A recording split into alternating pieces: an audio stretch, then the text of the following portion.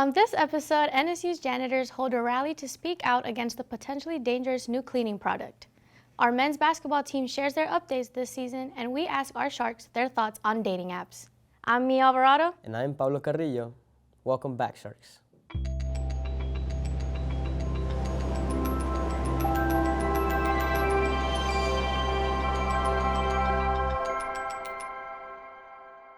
To start this week's episode, NSU janitors, along with the Service Employees International Union, held a rally right outside of NSU on University Drive. Our reporter Nicole Shaker has the story. With a new cleaning product called H3O being used, NSU janitors rallied outside of campus to stop using this product after some employees started to report bad reactions to it. Anna Tinsley, Regional Communication Manager for 32BJ SEIU, explains the severity of this issue. We're here to protest the use of a cleaning agent that is giving workers a myriad of serious side effects, welts, hives, trouble breathing, anaphylactic reactions, sore throats, skin peeling, and we've had a couple of workers who have had to go to the hospital. One actually has gone twice, where they were told that they should not be using this cleaning fluid. So it's a serious situation. We need Encompass, the cleaning contractor for Nova University, to take these concerns seriously. Helena O'Brien, District Director for 32BJ SEIU, expresses the discrepancies in the safety data sheets provided from the company compared to OSHA. We got the safety data sheet from the company, and it said there were no known reactions. But then when we got a copy from the federal government, OSHA, of the safety data sheet for the main product, the main ingredient, it showed, which is ozone, there are a lot of reactions to ozone. So we feel like the company should be managing this so much better, and they're just creating a very, very tense environment right now. Along with fighting against the use of H3O, the janitors were rallying for their leader, Maria Elena Hernandez, who was put on administrative leave after speaking out against H3O, to be brought back to work. Maria Elena Hernandez speaks about why she was put on administrative leave. From the 31st of January, I was suspended from the company Encompass since I was shop steward and I got worried for the health of the workers, so I started to raise my voice to ask. Mark Dickstein, an attorney that attended the rally, believes that a proper investigation on why the product is being pushed is needed. I think there's a proper investigation that needs to be made, and it looks like there are grievances that need to be, addressed. I was also told that a lot of the workers here are afraid of reporting these type of conditions, and they stand to profit, obviously, from this chemical, and I would think they would need to keep things hush if that was the case. Encompass is standing by the safety of their product, saying it's FDA and OSHA approved as well as green certified. The janitors gave delegations to both Encompass and the President's office. I'm Nicole Shaker with Mako TV. Thank you, Nicole. Next, for our health update, our general manager and reporter, Madison Kasper, sits down with Dr. Artie Raja to discuss the National Heart Health Month. Let's take a look. Welcome to the Health Update.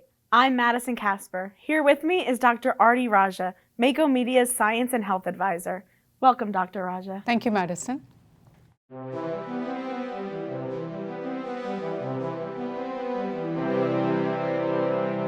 Our topic today is National Heart Health Month.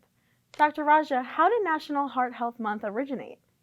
President Lyndon Johnson started this idea of Heart Health Month and he started it in 1964 to educate the public about heart health, the risks for heart health, and how one can prevent heart health. And he did this partially because he was someone who also suffered from heart issues. What are some common risk factors for heart disease? The most common risk factors for coming down with heart disease are things like poor habits. So things that fall under that category are smoking, drinking too much alcohol, poor exercise, and poor diet, and also at times having other disease conditions such as diabetes. How can you reduce the risk of developing heart disease? The best way to reduce the risk is start early, start young, and do some of the basic things that doesn't put you at risk. So basically, make sure you have a healthy diet, eat nutritious food, make sure you don't indulge in some certain habits, or at least avoid certain habits, such as smoking definitely is one of those things that should be avoided. And even alcohol consumption should be done in minimal quantities. Maintaining an active lifestyle, some amount of exercise, even if it is walking, indulging in that regularly will really help reduce the risk for heart disease. What are the primary goals of National Heart Health Month? The main idea behind setting aside a month to talk about heart health is to educate the people and just the general public about it, teaching one and all that heart health matters.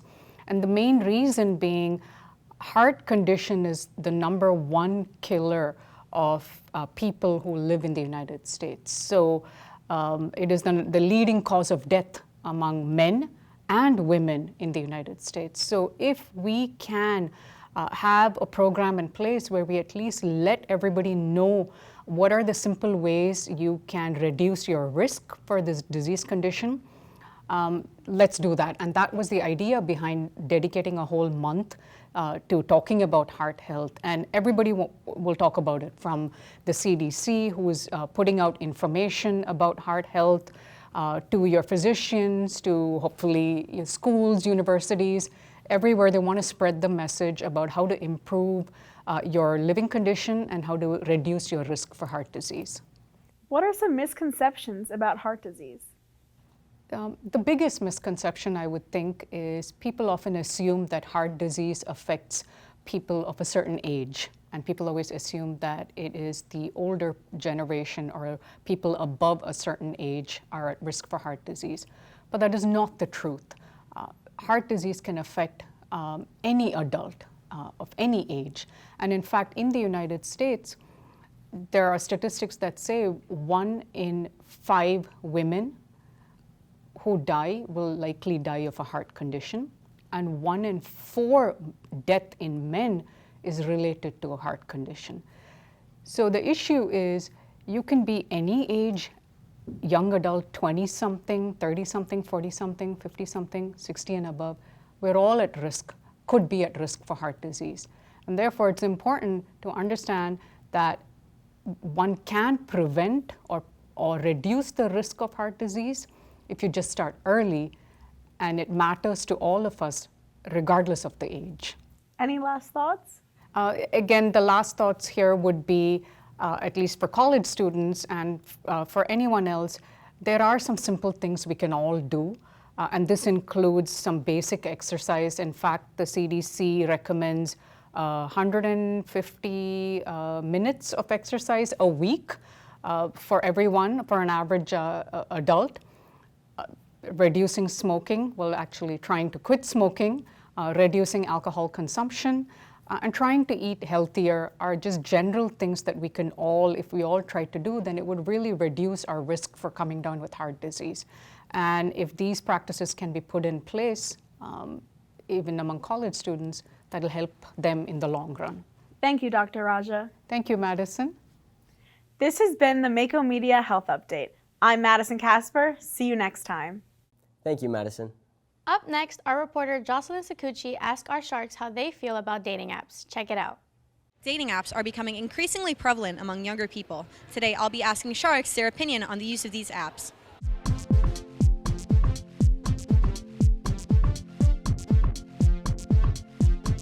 So what is your opinion on the use of dating apps? I'm not really a big fan of it. Like, I've never used it before, but like I feel like it's a good way, since like we use a lot of technology. And I feel like it's good for people like who are online and would like to find dating apps. So I feel like it's good for them. I think they're pretty good, honestly, like just like with making connections and stuff, not really like relationship-wise. See, I personally don't mind using a dating app. I did want to do something more natural, but now that I've been on a dating app and I met a guy, I really like dating apps. So what is your opinion on the use of dating apps? I think that it's a good way to meet people, and it's since everything's like technology now and social media, like why not? It's good. I think they're great for people that are looking for, having fun, but if you're trying to have a relationship, I don't think it's very successful. So what sort of advice would you give to someone who uses dating apps? I think it's possible to find somebody that you can end up in a relationship with, but I think if you're looking for something, then typically it's not the right thing that you find. I think when you don't look for something, then that's when something good will actually happen. What sort of advice would you give to someone who's on these dating apps? Be smart if you're gonna meet up with someone from a dating app. Make sure one of your close friends or family knows where you are, where you're going, and who you're talking to. Be careful. There's a lot of fishes, a lot of bots on dating apps. And what sort of advice would you give to someone who uses dating apps? Lie about your height. Don't put it all out there at once, leave a little bit of mystery, something to be desired. The chase is good, and just couple good pictures, get your good angle, and maybe show it doing some good activities. You'll find the right person. So what is your opinion on dating apps? I think when you first get to college, it's like a really good way to just meet people and honestly just find people to go out. But then when you get to later on, maybe junior and senior, it's not as useful just because you have already a pretty set friend group. And what sort of advice would you have to someone who uses dating apps? Probably just get off them. Whether it's for making friends or finding love, some sharks think that dating apps are a great place to meet new people. Just remember to stay safe. I'm Jocelyn Saccucci with Mako TV. Thank you, Jocelyn. Joining me for our sports update is Santi Finochietto. Welcome, Santi. Hi, Pablo. How are you doing? I'm doing great. How about yourself? I'm doing just great. So what's going on with men's basketball? So this season, our NCAA Division II national champions do not look to slow down. We had the pleasure to talk with Shane Hunter and MJ Giraldi about the expectations of this year.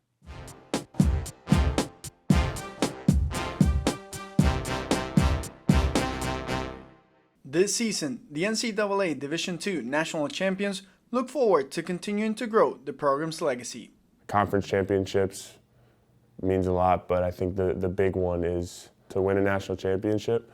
With 10 new players added to the roster, Shane Hunter highlights the chemistry and the team's commitment to the system. Bringing in 10 new guys is a really hard thing to do in any team, any sport, any level, and I thought we did a really good job. A lot of us clicked from the jump, and I think if you get a group of guys that will commit to play, put the work in every day and all the other stuff that goes into it, the system is made for success, and I'm ecstatic to be a part of it. As the season progresses, the Sharks pursue the same high-intensity game style that took them to the national championship last year. Coach Crutch always says everyone comes in with a game plan until they get punched in the mouth, and it's real. I think you see it when you watch our games. Everyone has an idea how to break the press, or everyone thinks that it's going to be easier than it is, and they don't think about the wear and tear on their bodies and how their level of intensity just slowly decreases while we used to staying at the same level of intensity. This is our style of play, as I just said, we're used to it. Holding a 21-2 record, the Sharks await to make a statement this Saturday facing Florida Southern.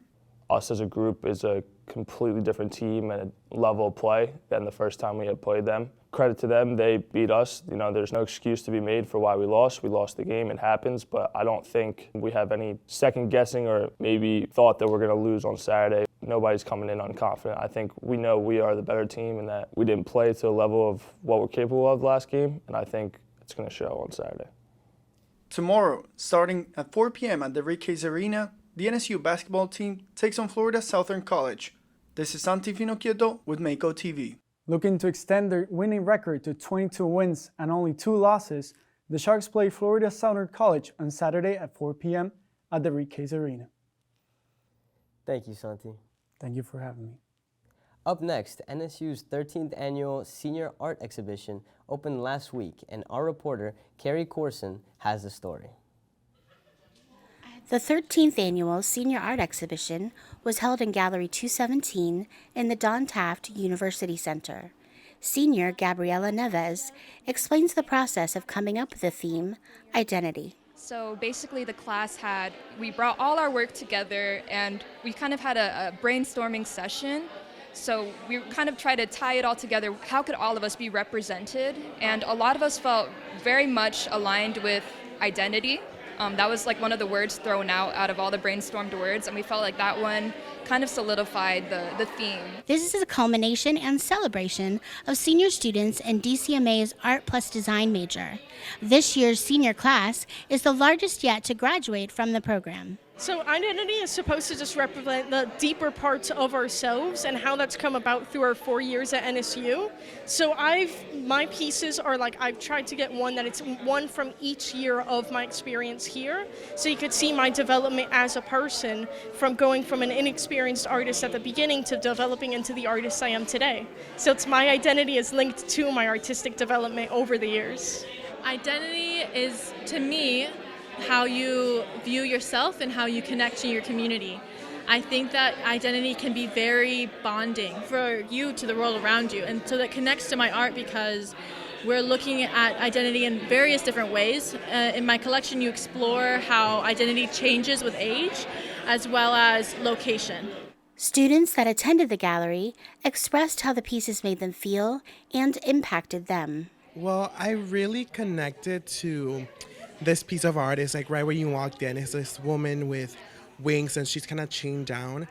Me as a gay guy, I hid myself in the closet for a really long time, and I feel like I finally had the chance to spread my wings 4 years ago when I came out, and I was very accepting. So I saw myself in that portrayal of the painting, and I really liked that one a lot. It was one of my favorites. Definitely the wired piece where they have there's a piece where it's a family made of wires and they have 3 golden hearts that all string through the wires no matter what. And I just thought that was really nice because I think personally, knowing that we're in South Florida, there's a lot of islanders around, and I know that there's a lot of us have a really close home life, and it really just made me think about home and how no matter what my family's gone through, we're still together, and I really love that.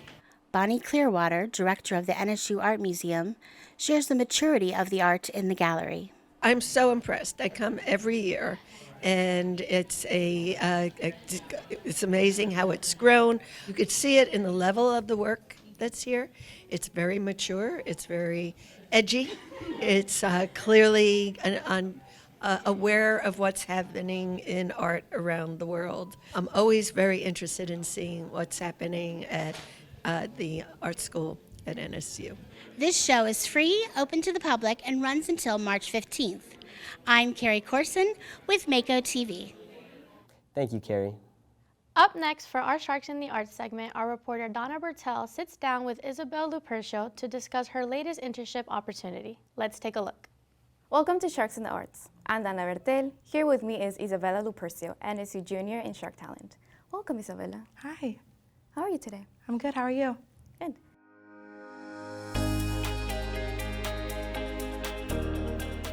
How are you involved on campus? Like you said, I'm in Razor's Edge Shark Talent. I'm a presidential scholar, and I'm quite involved within the dance program here. What opportunities has the NSU dance program and Shark Talent given you? They've given me quite a bit. So when it comes to Shark Talent, I'm in the performance chair, and so I've been able to oversee all performances that require Shark Talent students or that we produce ourselves. So I've been able to stage manage our Shark Talent showcase for the last 2 years. And then when it comes to the dance program, I've been able to stage manage their student choreography showcase. This will be my second year doing so. And through the program, I've also been able to connect with the Miami City Ballet and be able to shadow their stage manager and their assistant stage manager, Kelly Brown and Lauren Wickett, and just see the process of how they do a professional company. And then this summer, I'll be able to go to North Carolina and work with ADF, which is the American Dance Festival, and work with them on about 18 shows in the matter of 2 months. So I'm really excited for that. Awesome. And what does this mean to you and your future? It's definitely on the right path to what I want to do in the future. I know that I want to work on the business side of the arts, but I think finding specifically what I want to do is definitely a challenge, as most college students know, like trying to find exactly what you want to do in life. But I've definitely gravitated towards stage managing, and so this has opened up many doors for me to meet new people and meet new realms of dance that maybe I wasn't quite aware of. Did you get any help from faculty when applying to these opportunities? Yes, most definitely. Dan Gelbman, who oversees Shark Talent and also the technical director, he's helped me a lot and guided me a lot through all of this, as well as Alana Lancey, who is the director of the dance program. She's very much helped me when it comes to applying for all of these and reaching out to people. Both of them has been huge support systems while I've been here at Nova. And what do you think this means for NSU and its program reputation? I definitely see it growing NSU's dance program representation. Most definitely. I think that there's a lot of opportunities being down here in South Florida, and I think being able to connect strongly and positively with the Miami City Ballet and ADF and putting our names out there is definitely going to be a good thing for not only us as a program, but also the dancers and the people involved within the program. Where do you want to be in 5 years?